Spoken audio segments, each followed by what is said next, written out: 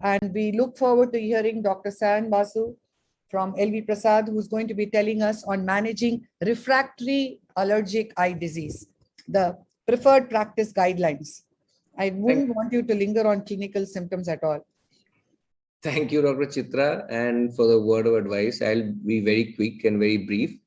So I'm going to talk about managing recalcitrant, difficult to manage allergic eye disease. It's fairly common.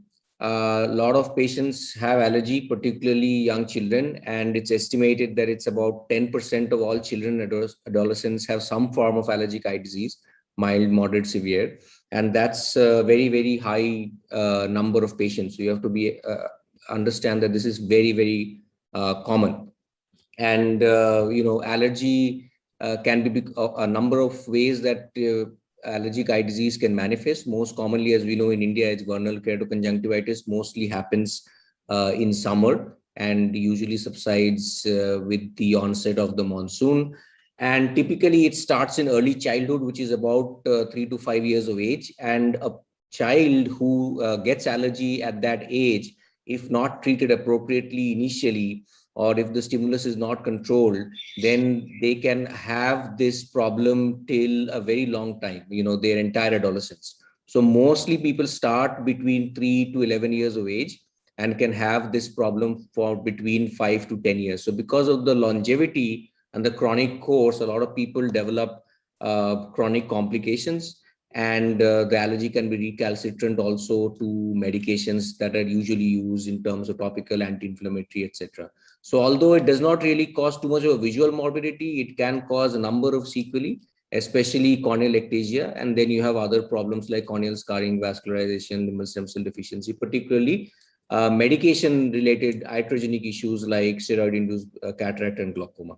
So there is for these patients the option of systemic prophylaxis using oral steroids, systemic cyclosporin and tacrolimus.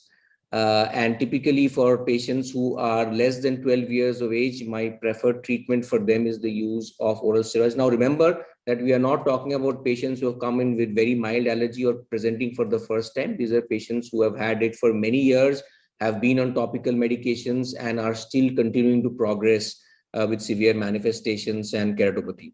So below 12 years of age, they'll usually be on oral prednisolone 0.5 milligram per kg per day, which is tapered over 6 to 12 months, and tacrolimus eye ointment at HS without any other eye drops or lubricating drops.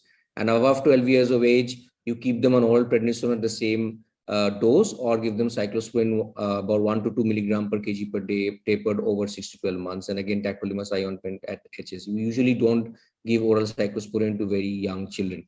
So just to give you a few examples, somebody with papillary reaction and symptoms because of these huge macropapillae can resolve very quickly over 3 to 6 months with complete regression and conversion of the macropapillae to micropapillae with systemic treatment. Similarly, someone with severe limbal inflammation can also resolve with complete settling of these lesions. And somebody with significant shield ulcers and scarring, ulceration, necrosis can over a period of time resolve very nicely with very minimal scarring. Now, you also get cases that are, that progress to cause limbal stem cell deficiency. And in these patients, limbal stem cell deficiency can be controlled from progressing by using systemic therapy, and also surgical reconstruction can be attempted.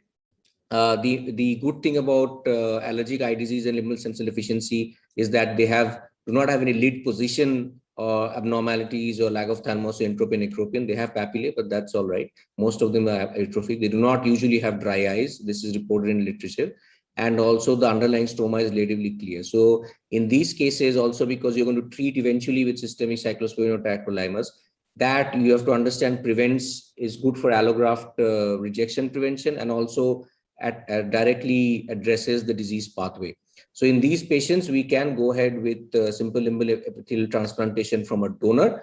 The only difference from a regular surgery is in this case, after putting the amniotic membrane, you will be taking the graft from a cadaveric or a living related donor, and that can then be cut up into small pieces, and the rest of the surgery can progress with fibrin glue as it is done in normal SLED. And because these eyes are wet with normal lid position, and you are going to give inflammation. And the reason we give inflammation is there's so much, give immunosuppression is that there's so much of inflammation. If you can see the top row in these eyes with these inflammatory banners. So you can convert an eye which is looking like this with systemic immunosuppression surgery to an eye which looks like this. So it works really, really well in patients with severe allergic eye disease and limbal stem cell deficiency. So to conclude, VKC is not always innocuous. It can be chronic, be persistent for several decades, and be potentially blinding. Primary prevention, awareness, education is important. Secondary prevention, we need to address the at-risk population. And then you have medical and surgical therapy for those who have severe recalcitrant disease. And in these, systemic therapy may be vision saving, and systemic therapy in addition to vision restoring surgery like cadaveric or allogenic simple limbal epithelial transplantation can be transformational. Thank you so much. That was a great talk and very covered it all. I would want Dr. Vavekar to share. In the interim, I have a question to you, Dr. Sayan Basu. When you rarely, extreme situation, when you consider a systemic immunosuppressant, how would you follow up these patients and how long would you keep them on these medications?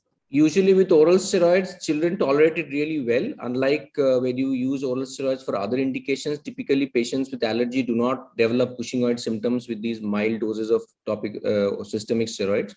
And you can keep monitoring them serum calcium and their bone density if you are concerned, or they're just their CBC, and usually they do well. We do systemic evaluation assessment on a regular basis, and you'll be surprised to find how well they're tolerated in comparison to use of systemic steroids in other conditions, particularly in children and adolescents, and how little they cause any kind of systemic disturbance. It almost feels like you're filling in a gap which somehow is there in their systemic condition, that the steroids that you're giving from outside are addressing a vacuum that is there in their biology. The last question, do you feel there's any role for systemic cyclosporin?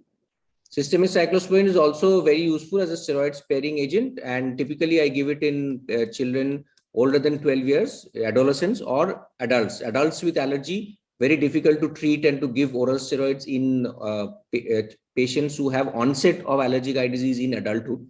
In those cases, and also in adolescents, you can manage very well with oral cyclosporin, particularly in those patients who are undergoing reconstructive surgery for allergy-related ocular surface disease. Thank you very much, Dr. Sayan. Thank you so much, Dr.